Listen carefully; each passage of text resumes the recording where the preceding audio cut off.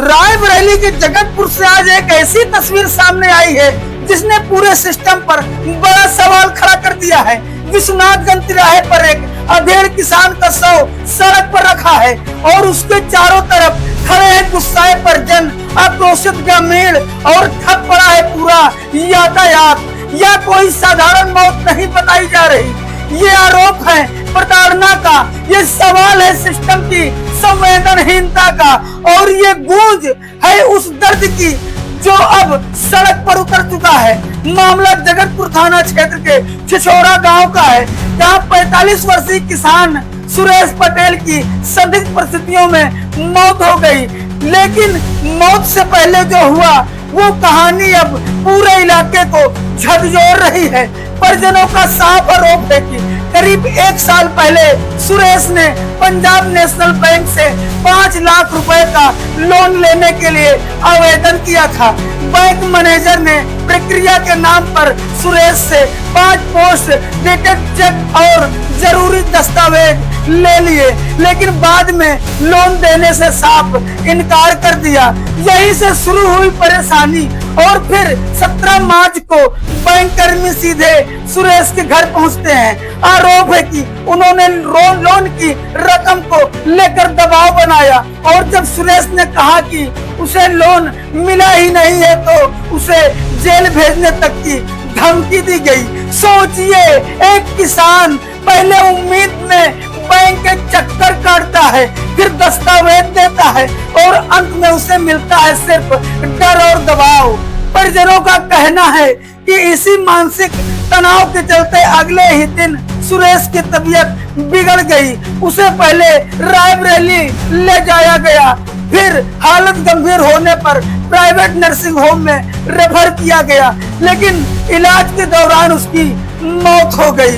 अब सवाल उठ रहा है, क्या यह सिर्फ एक सामान्य मौत है या फिर एक किसान की मौत के पीछे सिस्टम का दबाव है?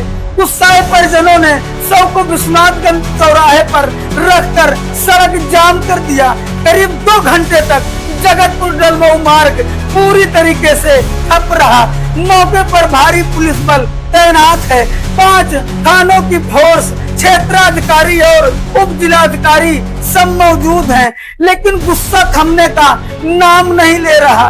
परिजन कह रहे हैं जब तक न्याय नहीं मिलेगा अंतिम संस्कार नहीं होगा।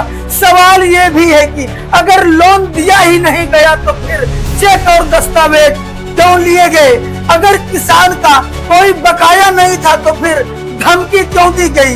क्या बैंकिंग सिस्टम अब मदद के बजाय डर का जरिया बनता जा रहा है? क्या एक किसान की जान की कीमत सिर्फ कागजी प्रक्रिया में दबकर रह जाएगी? इस पूरे मामले में प्रशासन जांच की बात कह रहा है, पुलिस समझाने में जुटी है, लेकिन असली सवाल वही खड़ा है, क्या सुरेश पटेल की मौत का जिम्मेदार कौन है? कैमरे के सामने परिजन फूट फूट कर रो रहे हैं और एक ही आवाज उठा रहे हैं, हमें इंसाफ चाहिए, सिर्फ इंसाफ। सुनिए। पटेल, क्या हुआ यहाँ पे? अरे हमारे बड़े पापा हैं, इनकी कल उसको हो गई, डेथ हो गई है। कैसे हुई? इनको 4-5 लोग सुबह पर आए थे, हाँ? इनको परेशान किए, शाम पे परेशान किए और इसीलिए इनके डिप्रेशन में आ गए, इनके हार्ट अटैक आ गया। किस लिए परेशान किए थे? अरे वही ब्याज वाला पैसा बाकी था, वही मांग रहे थे और पैसा भी मांग रहे थे। कौन मांग रहा था? अरे गांव के थे। नाम बता सकते हैं? नाम सरिता सिंह नाम था, वो आई थी, उनकी माता भी आई थी। हाँ। और उनके पास चेक भी है और बड़े पापा थे, हाँ। चेक भी दिया और उसके बाद पंजाब बैंक मतलब पंजाब में खाता खुलवाया था, वहाँ लोन के लिए अप्लाई किए थे और मैनेजर ने पहले चेक मांग लिया 5-6, उसके बाद बताएं लोन नहीं होगा और लोन भी पास कर दिया। उसके बाद 1 ही मिनट में पैसा ट्रांसफर दूसरे के अकाउंट में हो गया, वही पैसे हमको चाहिए। 420 काम किया, जिसके खाते में गया पैसा उसको जेल भेजना चाहिए। और जगतपुर की पुलिस क्या कर रही है? जगतपुर की पुलिस कुछ नहीं कर रही, 4 घंटे हो गए अभी तक कोई कार्रवाई नहीं हुई। क्या चाहते हैं आप लोग? हम चाहते हैं हमको इंसाफ चाहिए और कार्रवाई चाहिए, कार्रवाई होनी चाहिए और जिसके अकाउंट में पैसा का उसे जेल भिजवाए पुलिस। जितना पैसा भेजा उसको भी दे। ब्याहशुदा पुलिस 4 घंटे से पुलिस घर में है, अभी तक कोई कार्रवाई नहीं हुई। 420 काम हुआ, अभी तक साल में नहीं हो पाया।